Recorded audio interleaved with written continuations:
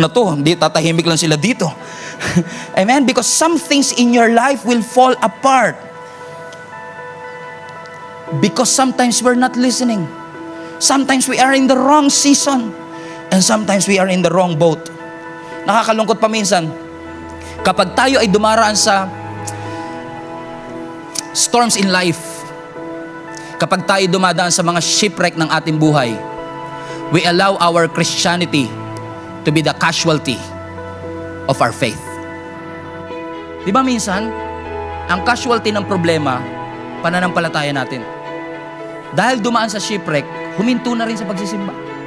Dahil dumaan sa shipwreck, huminto na rin sa pananampalataya sa Panginoon. I've been talking to one of the attendees kanina ng 9 a.m. service, and she was touched with the message. So sabi niya sa akin, Pastor, yung message na ito tingin ko para sa akin.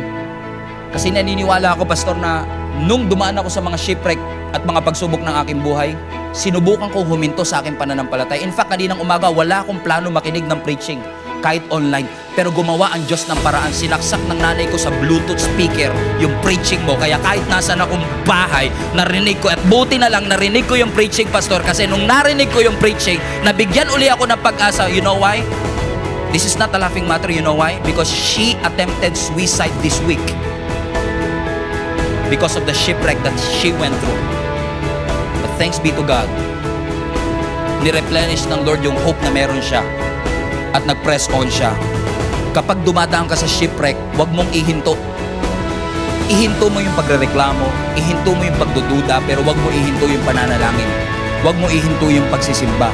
Huwag mo ihinto yung pananampalataya sa Panginoon. Huwag mo ihinto ang pagbabasa ng salita ng ating Panginoon. So pwede ba tayo magkaroon ng commitment sa 2024 that whatever it takes, whatever happens in our life, dumaan man tayo sa storms and shipwreck ng ating buhay, hindi natin hahayaan na yung prayer life natin ang maging casualty ng ating problema. Hindi natin hahayaan na yung ating Bible reading ang maging casualty ng ating problema. Hindi natin hahayaan na yung relationship natin sa Panginoon ang maging casualty ng ating problema. Ano mang pagsubok na dumaan sa aking buhay, hindi mawawala yung pagiging masiyahin ko, hindi mawawala yung pagiging positibo ko, hindi mawawala yung pananampalataya ko sa ating Panginoon. Magiging mapagmahal, mapagbigay pa rin ako, at magpapatuloy ako at maglilingkod sa Panginoon hanggang wakas. All glory to the Lord.